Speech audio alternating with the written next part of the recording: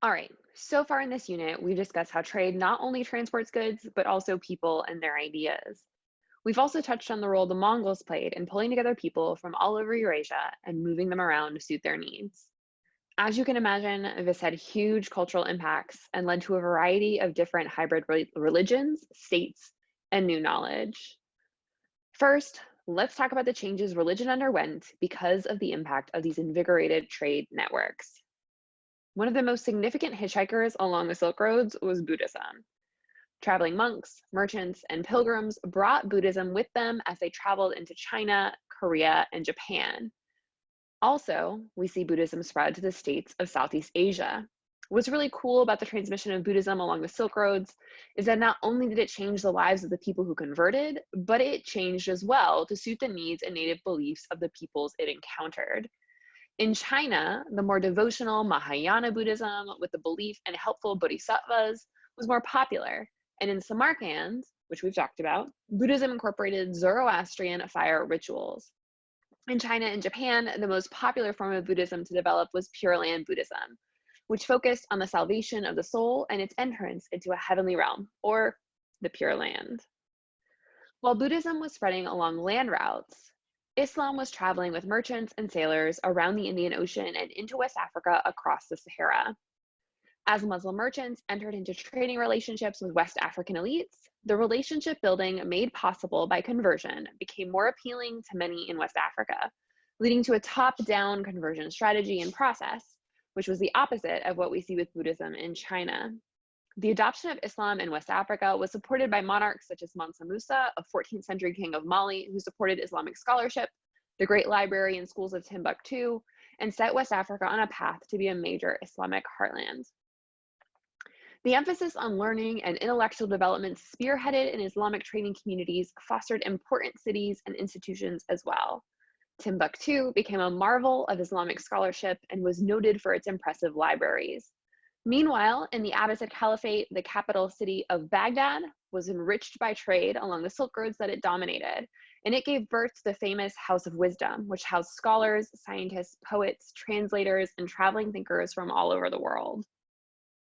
While the Abbasid Caliphate dominated the Silk Roads, remember I said that trade routes work best when they're protected by strong states, major intellectual developments were transported around the continent. Indian numerals, the ones we use, were adopted by the Abbasids. Algebra was developed and shared, medical advances were made, and all spread around because of trade and the unification of the caliphate. So far, we've run down the trading and cultural achievements of Buddhism and Islam, which leaves another major religion in Asia to get through, Hinduism. For the role that Hinduism played in this period and along the trade routes, I'd like to direct our attention to Southeast Asia. In a previous video, I spoke a bit about Srijivaya and how it was able to use trade, taxes, and Indian officials to control a major waterway and its accompanying land masses to form a state. This time, I want to talk more about this area, which often gets neglected a bit in world history courses. Unlike Islam and Buddhism, Hinduism isn't really a religion that has pilgrims and monks wandering around trying to convert people. Basically, you're born a Hindu or you're not. But the influence of Indian merchants was so strong in this period that Hinduism spread anyway to Southeast Asia. The most stunning example of this adoption of Hinduism and emphasis on trade is in Angkor Wat. Situated at the crossroads between India and China, hence why it will later be called Indochina, Angkor Wat used this key position to grow in strength and wealth, eventually building the largest religious structure of the pre-modern world. Further south into Indonesia, Islam became the primary religion when it was adopted by the Kingdom of Malacca, which is near modern-day Singapore, and spread into Indonesia proper, where it today is the most populous Muslim country on the planet. One of the most fascinating and personal aspects of all this cultural spreading and blending is that we know so much about it because of the tales that have been left us by people who traveled these trade routes. We're going to speak primarily about someone you probably haven't heard of, Ibn Battuta. Ibn Battuta is basically the Muslim Marco Polo, and he's also way cooler than Marco Polo. He traveled farther, for longer, and also wrote his own book about it, unlike Marco Polo, who was not really the writing type. Ibn Battuta was a Moroccan scholar and Islamic judge who decided that he would go on the Hajj, the traditional Muslim pilgrimage to Mecca that all Muslims should take if they're able. It's one of the five pillars of Islam. After he had completed his Hajj, he decided he would just keep going, traveling across the Middle East to Iraq and Persia, down the East African coast, into Anatolia, through the lands of the Mongols, India, China, and finally Mali.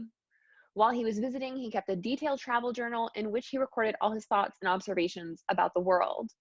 Mostly, he was interested in the practices of other Muslims, and we know so much about how Islam changed as it spread around the world because of his Rila. For example, when Ibn Battuta was in Mali, he was so impressed with the ways that families taught their sons to memorize the Quran, but horrified to find out that non-related men and women conversed so freely. Because of Ibn Battuta, we've come to know about the Islamization of Africa and the Africanization of Islam, as it was molded to fit the people it served, as we can see in the West African mosque in Djenné, Mali. I think the biggest thing that we should take away from this part of the unit is that trade empowers people to become more aware, more understanding, and citizens of the world. I guess you could say that the next time you go shopping, but really only if you're mindfully aware of the connections inherent in the shirt or shoes that you bought. You got new sneakers that were made in Vietnam? Huh. I wonder what percentage of the people are still Buddhist. Huh. Buddhism spread along trade routes all throughout Asia. Cool.